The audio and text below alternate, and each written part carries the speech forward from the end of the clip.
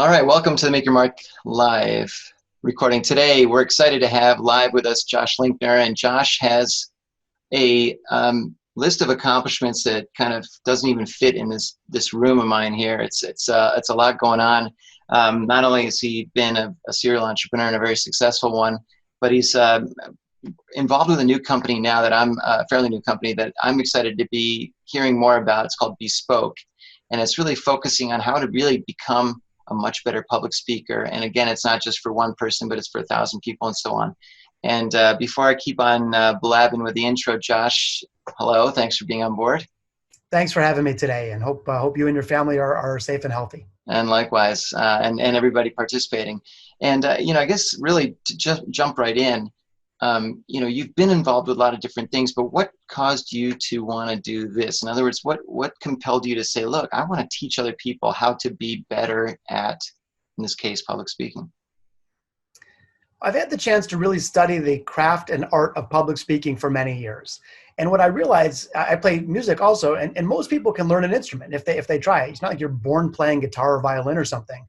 But there's this weird mismatch where people are just expected to be terrific on a stage without any training.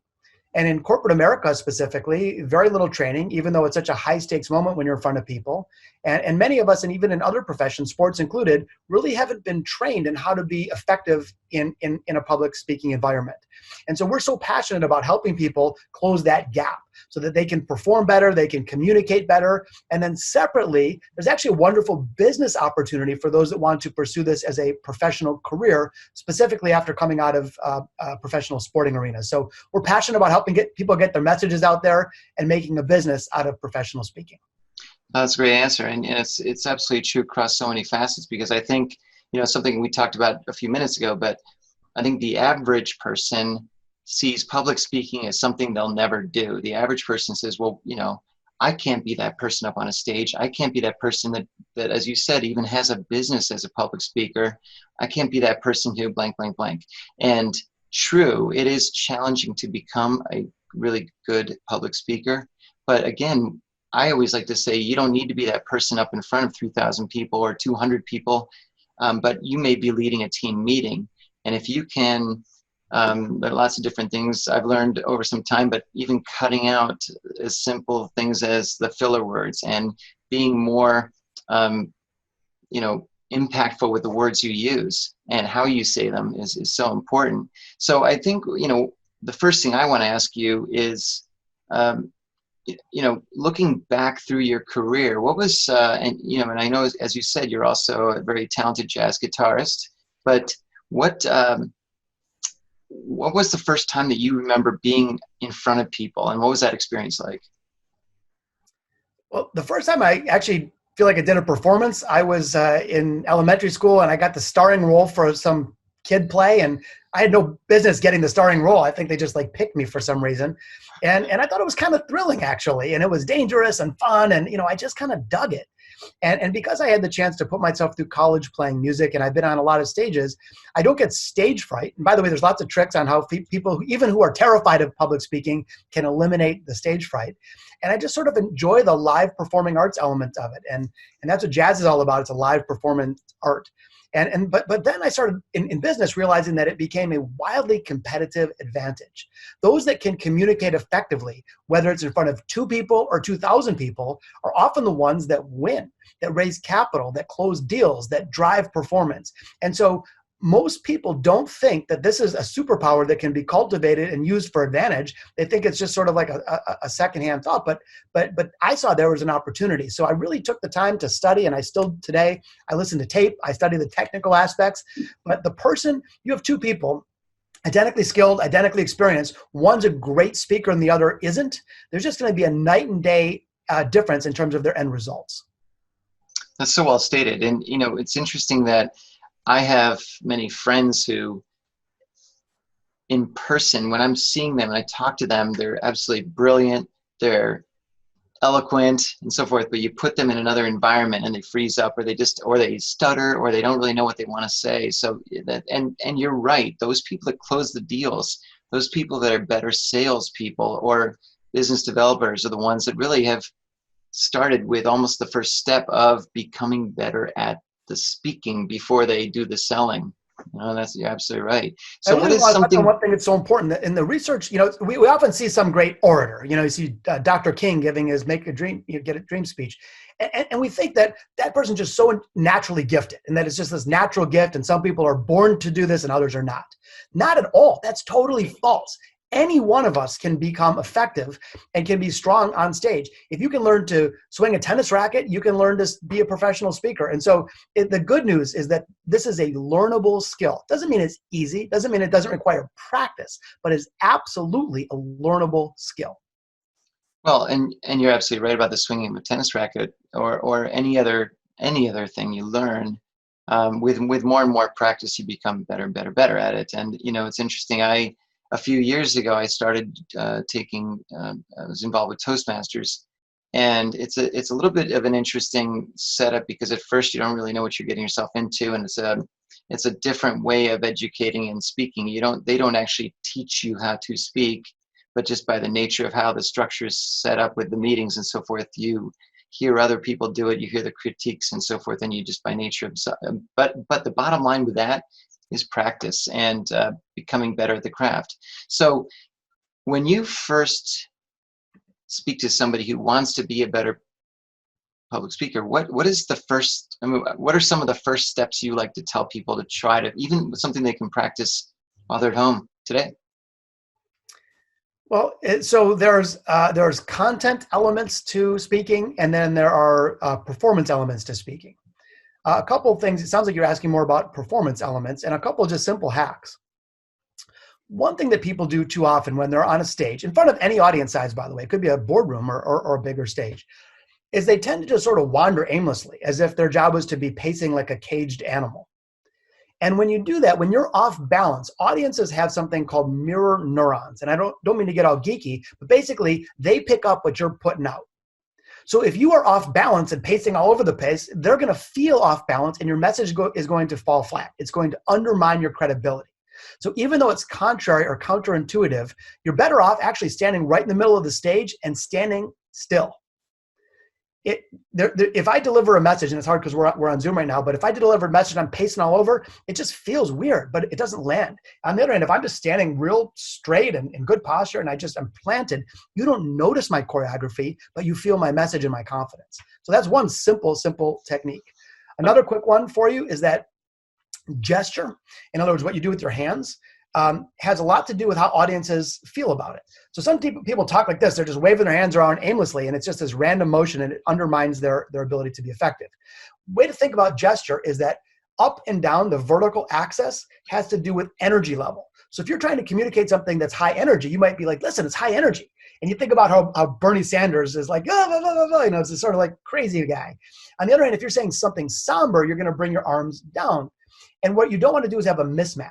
So if I'm talking about something really somber, like children in a hospital, I'm on like children in a hospital, that's a total weird mismatch, and I fall flat. On the other hand, if I'm talking about something really exciting, like winning the lotto, and my arms are down by my side, also there's a mismatch. So what you do with your gesture and your posture and your movement really should mirror the emotions that you're communicating. A key thing that I sometimes hear speakers say is they say, I spoke to this audience and they were really flat. No disrespect to you, my friendly speaker, but the audiences aren't flat or not flat. Speakers are flat or not flat. In other words, it's your job as the speaker to bring people along with you. You want them to mirror what you're putting out, not the other way around. So even if it's 8 a.m. and they were all at the bar last night getting drunk, it's our job to bring the energy and bring them up to our level, not bring ourselves down to theirs. And so anything that you can do to mirror the emotional strain while you're communicating will make you a more effective speaker. If I'm telling you about my grandmother who passed away and I'm smiling ear to ear, weird. On the other hand, if I'm talking about something somber and I get a little more quiet and I'm more serious about it, and there's a connection, that's what you want to aim for. So mirroring the emotion, standing still, and using your gesture accordingly. I'm only laughing because my very first speech in front of Toastmasters, I was nervous and I wandered all over the place. I was wandering, and I remember getting the feedback in they hand you pieces of paper with their feedback, and a few of them said, we weren't listening to what you're saying. We were so busy watching you pacing, and we were wondering where you were going to go. And I was like, oh, I was mortified. So then the next time I kept on thinking in my head, concrete boots, concrete boots. You're wearing concrete boots. Don't move. So that's brilliant. And you're absolutely right about the gestures. And in fact, I almost feel like maybe you should have been advising Bernie, because he, he backed out today. And, maybe if he hadn't been doing so much of this and maybe he'd kept down here, who knows? But it's really funny because so I play music, as mentioned, and if all I did is played fast all the time, it wouldn't sound interesting. Fast playing sounds good in the context of slow playing.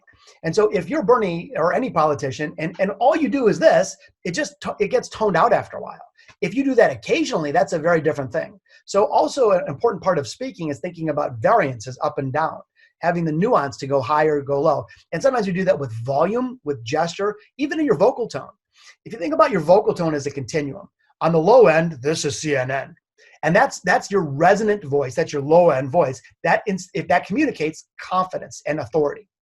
On the other hand, the higher you get, communicates energy and enthusiasm and excitement.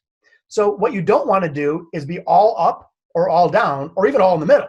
You want to have contour going up and down. So if I'm saying something somber, maybe I'm going to go a little lower in my vocal. On the other hand, if I'm excited about something, I'm going to go a little higher. So it's the variance that really makes a speaker more compelling, not being all in one spot, up or down. That's great. It's funny. We've been hearing a lot of, people on the news and people that I think exhibiting panic, exhibiting calm, and you're right. It's the tone is so important to deliver that sort of message, whatever the message is. I mean, if you want to deliver the fact that you're freaking out and panicking, well, then of course you're gonna be like, oh my God, oh my God. So you're absolutely right with the hand movements. So in terms of, I talked about performance, but you also mentioned content. What do you think is what captivates an audience the most, in your opinion? Well, there's a few things that are captivating. I think being authentic, being a bit vulnerable. Nobody likes a braggart, but if you reveal something, that's interesting. Revealing surprising truths. So if I say, like, here's this quote from Shakespeare, and wasn't he right? I didn't tell you something you didn't know. You already knew that.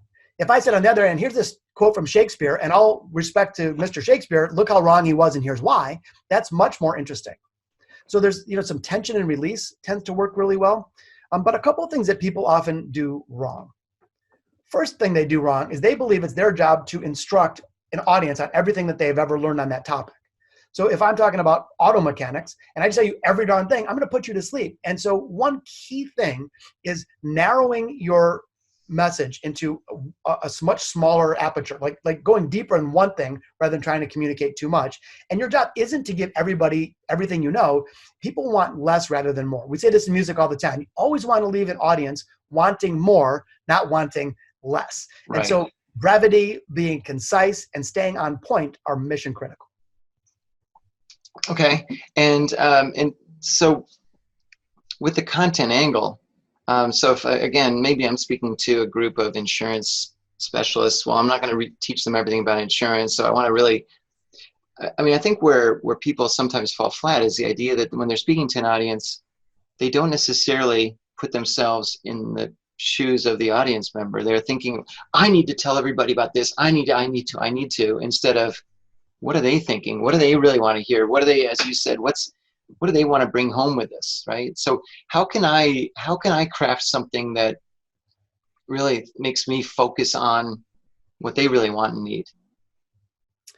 Well, a couple of thoughts on it. Excellent question. One is, you're exactly right. And this is where a lot of folks get, not their fault, but haven't learned this, but a great speech is about the audience, not about the speaker. So it's not about me, look what I can do. It's more like, look what you can do. And so your job as a speaker is to elevate or make an impact on your audience. It's not about being boastful, nor is it about your perspective. It's about theirs. So if you talk in a bunch of jargon that they don't understand, you lose your audience. If you say things that are cool to you, but the audience doesn't understand it, you've lost them. So you're right. You have to have a deep sense of empathy and really put yourself in their shoes, not so much in yours. The other thing, and this was borrowed from a wonderful friend of mine, Victoria LeBaum, who is an incredible speaker and author and was in the performing arts. But she talks about when you, throughout your whole talk at the end, but even in segments, what do you want your audience to think, do, and feel differently? So you sort of reverse engineer your message. In other words, if my message to you or today is, hey, anybody can be a good speaker, I got to think to myself, what do I want the audience to think when they leave this session? What do I want them to do differently? And how do I want them to feel? Think, do, feel. And so if you're always reverse engineering, whether it's your whole talk or a 2-minute story or half of the talk, in every step of the way, what do I want the audience to think, do, and feel? And it really grounds you, that sense of empathy. It's a little technique that just grounds you to them and gets the spotlight off of you. Well, that's great, because I think with especially some of the athletes that I've heard speak before, and when they get on stage, I think they have the think and the feel, right, but less about the do. And what I mean by that is I've heard too many of these speakers go up there, the athletes, and they'll say, and we talked about this in a previous conversation, but they'll say, well, I was born in a tough neighborhood. I went to high school. I met coach. I was inspired. I graduated high school. I got injured, but then I got better. I scored the game-winning touchdown. I went to college. I got drafted. I scored game-winning touchdown. I got injured. Met coach. He inspired me. I got in the NFL. I got injured. I scored the game-winning touchdown. I was inspired by coach, and then I retired. I started a company. It failed miserably, and here I am speaking. Here's my story. The end. And people are like, "Yay, NFL guy. That's great. Yay," but they get back to their cubicle or wherever they are, and they're like, wait, what am I supposed to do? What? I mean, I feel motivated, but to do what? I don't know. And I think I understand him, but I wasn't necessarily a pro football player. I wasn't necessarily, so I don't really know what to do. So I think a lot of them leave that behind. So what do you think even an athlete could do to change that messaging around a little bit? Well, in our fictitious example here, the first thing is the entire, I know you're just playing around with it, was all about that person. I did this, me, me. Yep. And so ideally, that person is there to be a guide to the audience. So and also it was just, it was reciting facts or like things that happened as opposed to putting the audience there. So if he talked about the moment when he got injured and he scored the touchdown, but his ankle broke, and he heard the crack, and at that moment he felt this pain shooting up his leg that he never felt before, but that pain became a reminder. And the next time he was in a tough situation, it triggered something. So if you start to parse out by rich detail, putting people in the moment, but then also helping them to extract out what can they do from this experience. So for example, if when he was lying on the ground with his broken ankle, he said to himself, I'm going to think, how will I feel 1 year from now? And throughout the rest of his talk, he kept talking about, this 12-month out view. And then that became a little takeaway. So the next time you, Mr. Audience member, are facing a tough time, pause for a minute and ask yourself, what will I think? How will I be thinking about this 12 months from now? That wasn't the greatest technique. I just made it up. But the idea is that you're taking your own life experiences, but making it again about the audience, not about you, layering in rich detail, and sharing something that is compelling, that's got some tension and release instead of just reciting facts. That's great. And, one thing that I just thought of was that the average audience member may not have had played in the NFL, or obviously they didn't, or succeeded as an elite athlete, but they've all experienced pain. So I think if this fictitious athlete says, hey, I broke my ankle and it really hurt a lot, have any of you ever experienced pain on that level, pain at that level? Well, probably everybody at some level has felt some sort of significant pain. And then he can say, or she could say, hey, well, what was your thought at that moment? Was it, oh my God, I'm not going to be able to do blank again? Was it, what was it like? Well, here's how, blah, blah, blah, blah, blah. But I think if you compare it with an audience person in some way, then that's a big help, right? Indeed. One other quick thought is that if you provide the audience with a framework, it actually is much easier for the audience to process. People like signposts, kind of knowing where they are. So if I went up as that athlete and rambled on for 60 minutes and nobody really knows where I'm going with it or not, that's confusing. On the other hand, if I said, hey, I've as a professional athlete, I reached incredible levels of success, but I also had the darkest moments and tragedies that you can imagine. And today we're going to cover 5 really important moments. And I'm going to share with you what we can learn from each of these 5. So maybe the whole talk is called, 3 tragedies and 2 triumphs. Now you kind of know. So if I'm talking about tragedy number 2, you think you kind of know, okay, there's one more tragedy to go.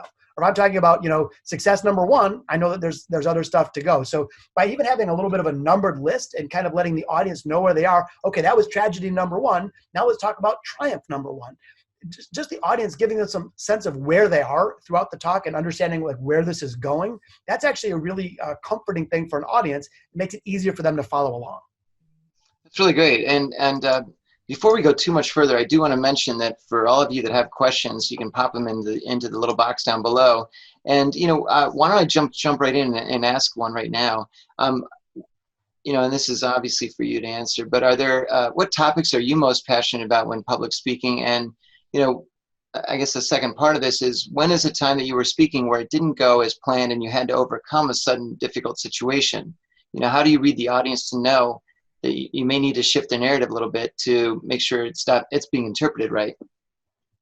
Yeah, two excellent questions. So I really like speaking mostly about innovation and creativity. I'm very passionate about human creativity and have been studying it for years. One thing I'll say too, that if those are out there that are interested in being a professional speaker, the world tends to understand people who are really deep experts in one thing, but rejects people who try to be all things to all people. So like I've hired almost 10,000 people over the years. I've raised hundreds of millions of dollars of capital. So I probably could talk about HR practices or finance, but I don't. I talk about one thing, which is innovation, creativity, etc. And so that's one thing I would suggest to people, again, with great respect, is that pick one thing and go deep rather than being too wide. I also like talking about public speaking, of course, because I'm passionate about it. But the second question was also really interesting, like how do you course correct? A little secret. When I go play a jazz gig, people have asked me this often, like, hey, you're going to go play an art form where you have to make it up as you go. You're in front of a knowledgeable, discerning audience. How do you know you're going to get it right? And here's the secret. I know I'm not going to get it right. I've been playing for 40 years and I've never gotten it right, nor has any jazz musician for that matter. What it is your confidence comes because you know you're going to screw something up, but then you build confidence by being able to course correct and being able to adapt in real time. So when I go give a keynote, even if it's in front of 15,000 people, I don't walk out there with the confidence that I'm going to be perfect. I walk out there with the confidence that I know I'm going to screw something up, but that I'll be able to recover. The simplest thing I can say is take a beat, take a deep breath, get your breathing right, and go on with the confidence that you had when you started. One other quick little simple thing, if those have stage nerves, all of us in our lives probably have one or more people where we're kind of like their hero. I don't say it in a boastful way at all. Maybe it's someone that worked on your team or a colleague or a friend, and they call you when they're in a tough spot and you always seem to have the right answer, and they kind of look up to you, but in a really like loving and supportive, not in a creepy way, but just like, in other words, you're on your game. You're in your best zone when you're with that person, he or she, because they look up to you and they respect you, and they're with those loving eyes, and they got your back. Like they want you to win. So imagine that you're talking to that person in the audience. I don't care if there's 10,000 people. Don't even think about the 9,999. Think about that one. And just imagine that the person right in front of you is that person who adores you. And that's going to help ground you. Instead of worrying that these people are judging you harshly, instead you flip it like, these people are cheering for me. And by the way, you're much better off, even in a large audience, making individual connection points with people one at a time for a really like an extended period, as opposed to scanning and connecting with nobody. So deep connection, one person at a time, and just imagine that it's the person in the audience that's cheering for you to win. That's great. It's funny that you mentioned that last piece. I'm glad you brought that up, because I think a lot of people have heard all these different crazy, imagine everybody naked. I heard that a couple of times, and I don't know why someone would say that. That's horrible. Yeah, horrible advice. I've also heard people say, look above their heads, towards the back of the room. That's horrible advice. But I like what you said there, make that connection. And, something I was taught was to look into someone's eyes for 3 or 4 seconds, look at them, and then move to the next person, look at them. And you're going to get them to keep on watching you, but it's also going to bring in the audience, ideally, away from the phone and looking down at this and looking at you, right? What other tricks, like how, if you start sensing, and it's piggybacking off that last question, if you start sensing that you might be losing the attention of the audience and sort of, uh-oh, I'm boring them a little bit, what can you do to snap them back? Well, the things that really grab people's attention generally, humor is a good one. If there's any way you can make them laugh. They say if you're laughing, you're learning. Another one is if you can do something that is provocative. So if you challenge them or say something that was unexpected, people tune out when they think they already know what you're about to say. So if you're saying something that's surprising, that's much more interesting than saying something that's cliche. Another thing would be, if you can make it personal in any way. So if you're talking to a bunch of people in healthcare, and you're giving examples from other industries, which is cool, but you're losing them. One way to bring it back is say, hey, listen, remember the last time you walked into a patient's room and sat down by their bedside? So you start like putting them in the moment in their field. That's another thing that you can do, is just make it personal to them. And the last thing that people really are drawn to is vulnerability. So if you feel like you're losing people, tell a moment that you felt vulnerable. Maybe even that moment. Maybe even say, gosh, you know what? I'm so passionate about this topic, but honestly, I feel like I'm losing you a little bit. I hope I'm not, like that would be a revealing moment. But just as opposed to being boastful, like I am the expert, listen to me, if you can show a little bit of vulnerability, people will pay attention. I'm feeling a little bit vulnerable right now. Anyway, no, I'm not. But I think that's that's fabulous. And I think the bottom line with all of these things is that, the very first question that I wanted to make sure everybody heard was that, and we mentioned this in the registration is, who can be a great public speaker? Well, I think it sounds like your answer is pretty much anybody. As long as you put your work into it. Shifting gears a little bit, there's going to be also a fair amount of people that, number one, want to learn how to be better public speakers to their team, their managers, or whatever it is, but there's others that want to make it a business. And I think that some people think, well, and I've heard different strategies, and I'm curious to hear your opinion on this. There's some people that say, well, you got to work, you got to have, hundreds of free speeches, and then you charge a little bit, and then you build your way up. And other people say, well, you got to start up here to set that level that people say, well, this person's an expert, therefore they should be charging this. What's your feeling on the money side of things? The first one you asked, like, can anybody be a speaker? There's a yes and a no answer to that. The answer is yes. Anyone really can do this as a profession. And really, however, the only no side of it is it's not easy.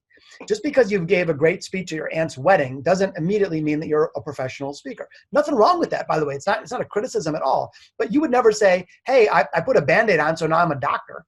You'd say, okay, well, to be a doctor, you got to go to medical school and learn a lot of stuff and put the sacrifice in. And so that's the exact same thing for anybody that's willing to do the work. That's anyone that's going to treat it with the same, care and attention and hard work and sacrifice that you would to become a doctor or a lawyer. Anybody can be a speaker. Anyway, back to your question about price. Price is an interesting thing. We've studied this a lot. And there are a number of factors that drive price. How compelling is your content? What do you talk about? What's your experience and credibility? How good are you on stage? How big is your brand? Are you well known or not? So it's a complicated set of factors that drives price. I would say that it's good early on to get some stage time just to practice. Just like if someone's a pro athlete, they didn't play their first game of football as a professional, they've been playing for years in Little League and stuff. And so, I think it's good to get stage time. I don't think you necessarily have to give stuff away, though. I think, there's a real value that we speakers can offer to audiences and hosts. And I think it's, we should be prepared to charge for it. The basic way to set fee, though, and I know this wasn't exactly your question, but just in case anyone wants to know, is first of all, compare yourself with other direct competitors. So if I speak on customer service and I want to charge, pick a number, $10,000 for a speech, go look at others who charge $10,000 for a speech in customer service and compare how you stack up there. Like, honestly, look yourself in the mirror. How is my video reel compared to theirs? How's my website compared to theirs? How am I on stage compared to them? They've got 4 books out. I have 0 books out. So give yourself an honest assessment to your direct competitive setup of about 10 people or so. And then set your fee where you think you can win 70% of the time. 70% is the magic number. Because if I set my fee and I think I can only win 5% of the time, people will just start recommending me because they think like this is a guy that doesn't win deals. So you ultimately want to set your fee at a place where you can win 70% of the time. You start winning your disproportionate share of deals, and then you get more demand, and then you inch your fee up to the next level. Get disproportionate share of deals, inch your fee up to the next level. So I would say start modestly where you can win, and then as demand increases, keep gradually increasing your fee up and up and up. And in your mind, so who's going to feel that your speech, your talk, your whatever was successful? I mean, how do you measure a successful thing? Is it the amount of applause at the end, or is it the feedback you get afterwards from the attendees? Is it the feedback from obviously the speech organizer? How do you measure that?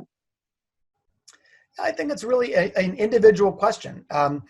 First of all, you can't manufacture it. So there's some speakers do this ridiculous trick at the end. Okay, everybody on your feet, and then they say their final words and everyone's clapping and they're standing and like, oh, I got a standing ovation. Like, no, you didn't. P.S. Standing ovations are a nice thing for your ego, but that's not necessarily the measure of a great speech. Like you could said something that was touching and sort of lured people into standing up for you, but that may or may not be as effective as somebody who didn't get a standing ovation. So I think a lot of it is to what was your mandate or what was your objective? If your objective is to make people really happy and feel good, a standing ovation might be a good measure. If your objective is to change behavior so people become more productive, for example, the measure is 6 months later, are people more productive or not? If your measure of a speech is, I want to delight my host so much that they think I'm the best speaker they've ever had and they want to invite me back, then a good measure would be, did you get a repeat invitation? So I think a lot of it has to do, again, with what your objective is and what your host's objective is, and then trying to think about, okay, how can I benchmark my success? One of the best things you can do, actually two quick things. One is if your host will give you honest feedback, not just them talking, because they're going to always say nice things, but they will often do a survey. And if you can see the unfiltered comments in the survey results, that is really great. Yeah. And look for the bad ones. I'll scan through it, and there's, let's say, 500 things. Oh, he was awesome, so funny. I can't wait to tell my wife. Those are all really good things. But when one person says, like, this, I didn't, I was uncomfortable with this, or it could have been shorter or something. Those are the ones to read, not because you take offense to them, but that's data that's helping you improve. The other thing, and this is really revealing, instead of videotaping yourself, which is always a good thing, set up your iPhone and a little like cheap tripod on the stage where no one can see. Film the audience. And this is painful to watch, but you watch that back, your voice, because you can hear your own voice, and you watch the audience react. And if people are like on their phone or they're yawning or they're closed, that there's nothing better telling than watching the audience after you, where you can sit and focus on them. And if people are like engaged and nodding their head and laughing and writing notes, or they're disconnected and looking at the clock, those are two very different outcomes. Well, Josh, you do realize that's why I like doing these webinars, because I cannot see the audience. And so therefore they're not, right now, there's a bunch of people that are checking their emails and they're looking at, recipes on whatever. So no, I'm kidding. This is great. So, but you bring up a really great follow-up to that, and that is that, I think that, and back to the athlete segment again a little bit, and it's athletes and entertainers too and so forth, but a lot of times people that are celebrities, obviously on one hand, they can sort of lean on that because that's what's bringing in an audience. So if it's, somebody, a famous baseball player, basketball player, it doesn't matter who that's going to be speaking. A lot of times people come to that because of that celebrity status.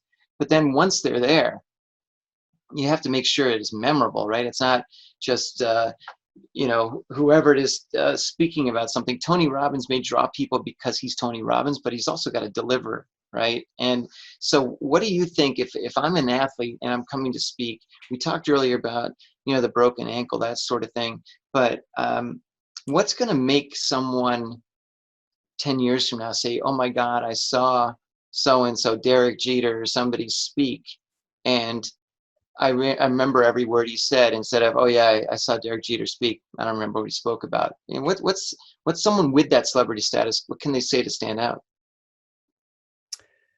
Well, standing out and being memorable are probably two different things. But in terms of being memorable, if you don't have enough focus and you polled people who walked out of your speech right then, like they just left right afterwards and said, what was that? What did the guy talk about?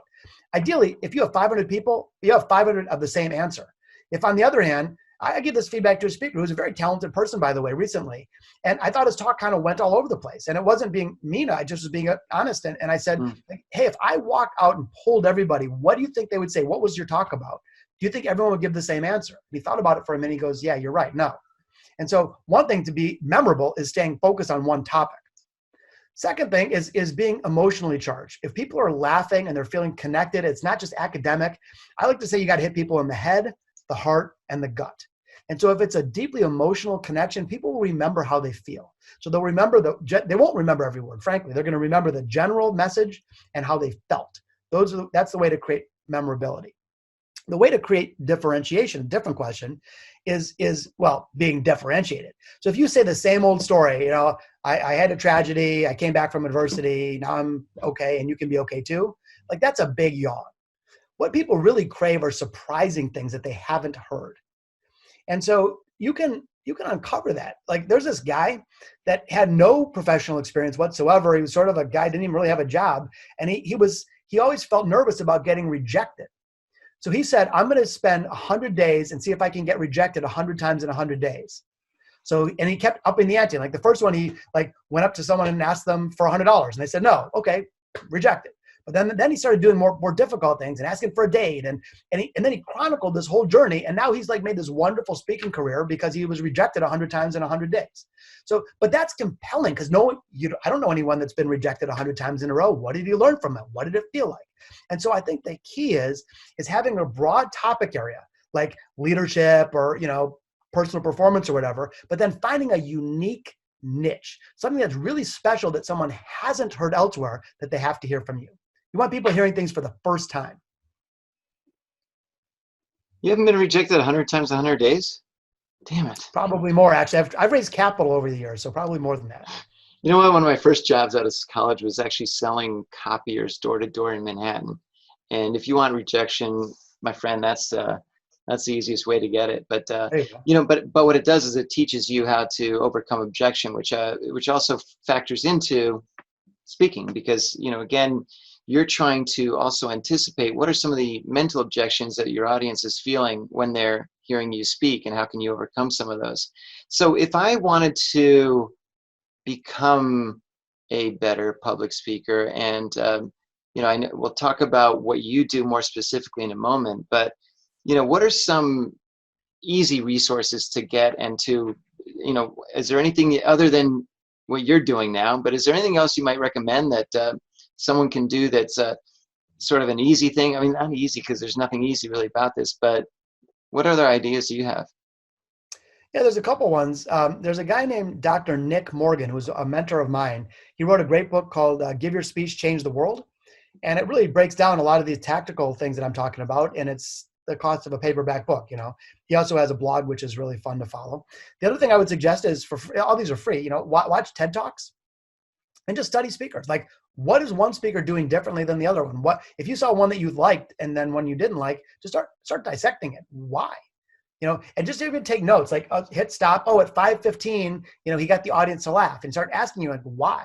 So it's almost like just scrutinizing it. And even if you learn a little bit of what makes a good speech, you start to see these patterns.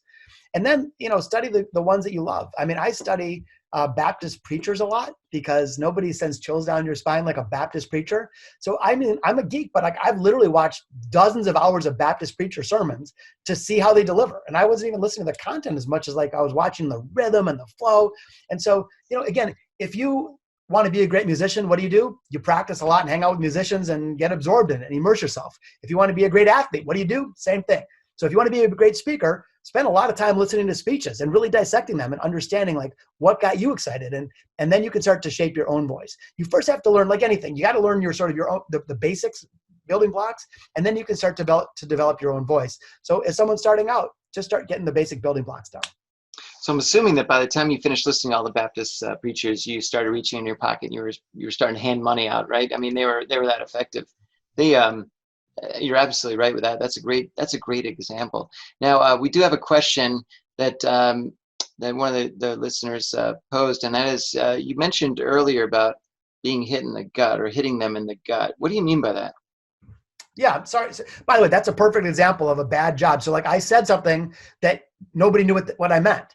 And so what that did is actually it left a little bit of unresolved tension, which is a really bad thing to do, by the way. You're either better off bringing something up and explaining it or not bringing it up at all. But leaving unresolved tension is a mark of a bad job. So, my bad there.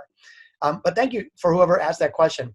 Here's the way I think about it. The head, the heart, and the gut are three modalities in which we process content. So what I try to do is use a multimodal approach in which I'm oscillating between those. Here's what I mean. So the head is what's intellectually stimulating. If I told you that 94% of CEOs today believe that innovation is job number one, but only 14% have an effective system to cultivate it, that's a stat. That's something that's stimulating to your mind. It's an intellectually stimulating thing. The heart is around laughter and love and connection. So if I told you a story that made you smile or laugh or blush, that's not a stat that's going to stimulate your mind. It's stimulating, in this case, your heart. Your gut is something that's around survival, or sort of like our raw basic instincts. So fighting or surviving or procreating even. Those are things that hit you in the gut. And what I've learned is that most people have a bias to one of those. So I know some professor types, and if left to their own device, they would spend all of their time talking about the head and never tell a heart story, never tell a gut story. I tend to focus more on the heart. No right or wrong, by the way. Everyone has their own personal preference. It's like being left-handed or right-handed. But the trick is that understand what's your bias, and then make sure that you're going back and forth. So don't tell two head stories in a row. Start with the head maybe, and then tell a heart story, and then tell a gut story, and then go back to another story. So the more you switch it up between those three modalities, head, heart, and gut, the more impactful and memorable your remarks will be. Is it something where, depending on the audience, you'd focus on one or the other more, I guess? I mean, I'm assuming if you're speaking to a group of, again, I'll say it, like auditors, they may want to be stimulated more mentally, I suppose. I hate to say that, maybe that's some sort of cliche or something, but is there, is there one that when you go into it with a strategy, you say, all right, today I'm going to focus much more on the heart, or more on the gut, or more on the mind, or what do you like to do? I think obviously there, it relates to someone's subject matter. So if you're talking about why we need to be more philanthropic to prevent childhood obesity or something, like that's going to be more heart and gut and probably less intellectually stimulating. So it could be topic focus. Obviously, it could be situationally. So like if you're, coming right out of the coronavirus crisis, you might be more sensitive to one or the other. That being said, I like all three, because as human beings, we experience things in all three of those. And so it just becomes more effective if you stimulate them in all three areas. So I wouldn't just focus on one or the other. I like the balance of going back and forth. If I can make a point in all three of those ways, that point is going to stick. That's great. Great answer. So do you think that, another question, do you think that public speaking on camera itself helps with speaking in front of big crowds? I mean, are there certain tips that you think translate better when speaking on camera casually versus being in front of a crowd on stage? I think it helps, because it's always good practice to be speaking in front of others, but it's not an exact corollary. So it's funny, when I did more stage work than I did camera work for a while. And then when I got in a camera, I was like shouting into the camera, and like my gestures were too big. It was like awkward. And someone just like, what are you doing? Oh my God, you're like overwhelming me. Because right now we're in our personal space. Like I can see the look on your face and your expression. If you're seeing me in front of 8,000 people, it's just a different thing. So based on the size of the audience, your gesture is going to be larger and your voice is going to be bigger versus something that's much more intimate like this. I think also this is very conversational in nature. If I'm doing something on stage, it's generally, I'll leave bigger spaces, because you almost have to like make a point and give your audience a chance to like repeat the point in their mind, process it, and then get ready for the next point. And so here it's more like we're having a cup of coffee where we're just kind of chatting. Right. But in a more staged environment, you're going to want to give people more room to process what you just said. That's great, and it's true, because right now I'm not screaming at you, and I'm not doing this stuff and everything else. Right. So, well stated. So, one more question from our listeners is, what do you think about the template of the speaking template, where you were saying, tell them what you're going to tell them, then do the telling, and then afterwards you tell them what you just told them? Is that a method you like to use?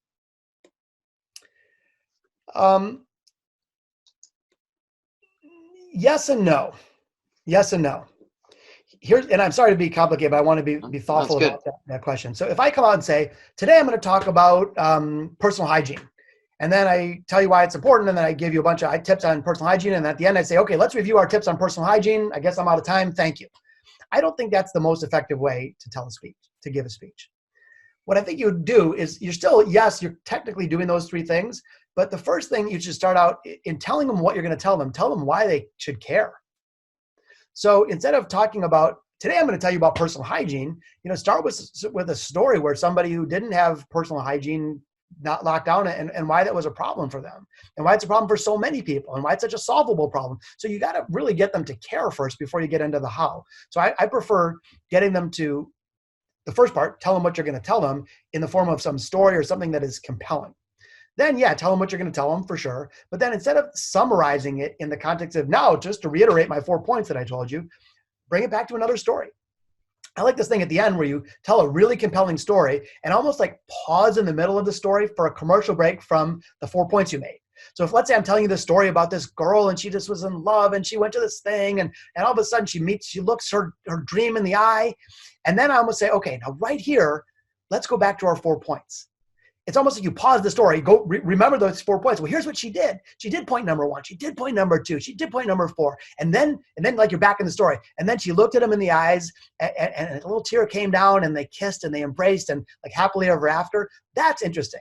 So if you can tell them what you told them in a story, as opposed to in the context of like a didactic training mechanism, it's way better.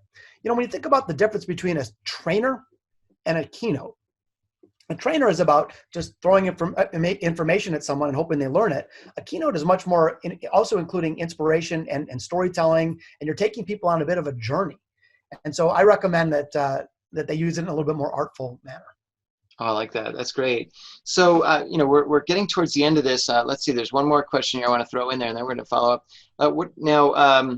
We did that one already. So, look, I think what I want to jump to now a little bit is, Josh, you know, tell me a little bit about what you and your company are doing now in terms of really trying to take someone who's either rough around the edges in public speaking, or maybe they haven't done much, or maybe they've done a lot but really want to take it to the next level. Tell me a little bit about what you guys are doing.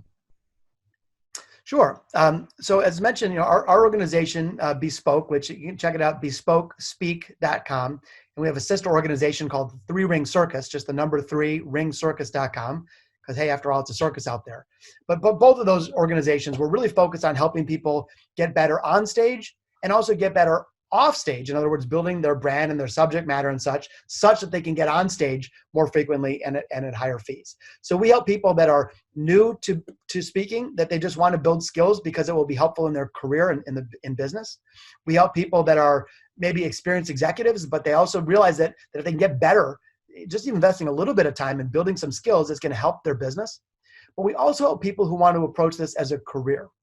We work with what we call new speakers of substance. So maybe they're a retired athlete and they're saying, okay, my career on field is over, but how do I make athlete money going forward without getting banged up? Well, this could be a path, and it has been for many people. We help them learn the business of speaking in addition to actually the craft itself. And we do that with military leaders, and we do that with even experienced speakers. So where we might be able to be helpful to those on the line is if you want to upskill your abilities in this category, we'd love to help you. Also, if you are interested in exploring this as a career path, there's over $4 billion of speeches bought and sold every year in North America alone. And so there's a very robust industry. Most people don't even realize the size of it. And for those that have a compelling message that are willing to do the work, there really are interesting career opportunities, especially as a second chapter after selling a business or being an athlete or being in the military. It's a great next step. So we'd be happy to help on either of those fronts. Now, is this something that's done on sort of a one-to-one basis, or is it group coaching, or how do you usually set it up? Yeah, awesome question. So we really actually have 3 models. One is we do virtual models, which in today's environment is great. We have a massive online library of training videos and workbook tools and all kinds of great stuff. So many people have gone through our programs online and just completely absorbed it, and they're off to the races. That's the least expensive and the easiest. We also do a quarterly boot camp. So in Detroit, our hometown of Detroit, we put this thing on. It's a 2-day program where the first day is all about absorbing everything there is to know, a decade of learning squished into one day. And the second day is really hands-on, where people can practice their stagecraft and their game plan. And then, so we do, that's group, we do online. And the third category is one-on-one. We often do one-on-one coaching with individuals or teams, helping them to upskill their abilities on stage and helping them understand all the things to do off stage to make their career in speaking take off. So when's your next 2-day boot camp? Yeah, so we are June 24th and 25th in Detroit. We're really hoping that Yeah. the clouds have lifted, so to speak. I'm optimistic, actually. And even if we have to do a little social distancing, we still can make that happen because we keep them really intimate. We only have like 25 people. So this is a small, intimate, open the kimono, like open heart, open mind. We're all hugging afterwards. Not like cheesy, but it's just a really spirit of helping each other and giving. And anyway, if anyone wants to attend, check it out at 3ringcircus.com or bespokespeak.com. Great. And after this presentation, I will be sending a link to not just the recording of this, but also a presentation, sort of effectively a deck that really describes all this. So more of that to come, because I couldn't and I can't emphasize enough how important it is to become much better at this, even if you're going from 0 to 25% or 25 to 50%. I mean, we all don't need to be the perfect public speaker, and we don't need to be as polished and presentable as you are, Josh, but we can certainly take it to another level that's going to, really enhance and increase the amount of success we have in our life and in our career. I mean, it's just so essential. And I'm still amazed that more people don't get more involved with this. It's not something that you don't really see it taught in schools. You'll see there's a public speaking class maybe, but I'd love to see a high school being taught, everybody being taught, even if it's, a couple times a month or whatever it is, but how to be a better presenter, how to be a better speaker. And, maybe someday it'll work its way into the curriculum, but I don't really see it yet, but I think it would be so important. Oh my gosh, totally agree. Like, you learned long division, as did I, which I've never used once, even though I raised, hundreds of millions of dollars of capital. But what a powerful and like actually practical thing to learn is how to be a good presenter. And again, even if you never want to be on a stage, let's say you're in sales, if you get better at speaking, better at delivering a message, your closing rate could triple. Let's say you're trying to get a buy-off on some scientific experiment you want to do in a lab. Well, if you're better at communicating, you're better at being persuasive, again, you're just going to have a better outcome. And the good news, again, is you don't have to be Da Vinci of this craft. You don't have to be, you don't have to be Beyonce. With a little bit of learning and a little bit of upskilling, the results are disproportionately in your favor. So I would encourage everybody, whether it's through us or someone else, to take this seriously. And if you can get a little bit better in this, again, I think you're going to see a wonderful impact and result in your business and your life. Brilliant. Josh, I really appreciate your time today. You're a prime example of the type of person I love to have on Make Your Mark Live, because it's all about really taking everything to a whole new level. And, we all have so much capacity in here that we're not really using, especially me. I know for a fact there's a lot of unused brain cells flying around in there, and I'm trying to activate as many as I can. So you taught me a lot today, and I'm sure you've taught everybody else here. Please, by all means, everybody go to MYM Live page on on markmoyer.com to get access to this episode, which is fantastic, but also access to all the previous ones. And we've got some great episodes coming up too. So tying all the loose ends together, really the bottom line is that there are several ways to become a better public speaker. We touched on so many of those today. There's so many more. So I do highly encourage everybody to take a look at those the websites that you mentioned, Josh, and to get really a better understanding of the programming that you offer, because I can tell already, just based on our conversation here, that everybody can learn from you. So thanks so much for being with us today. Hey, well, thank you. And also a big thank you for doing this. I know you're making the world a better place, and you're sending a lot of positive messages out there. So especially in these times of crisis, I admire and appreciate your work. And thanks so much for the privilege to join you here today. Such kind words. You're earning points every day. I love it, Josh. Thanks, everybody. Appreciate it. We'll see you soon. Thank you. Thanks. Cheers.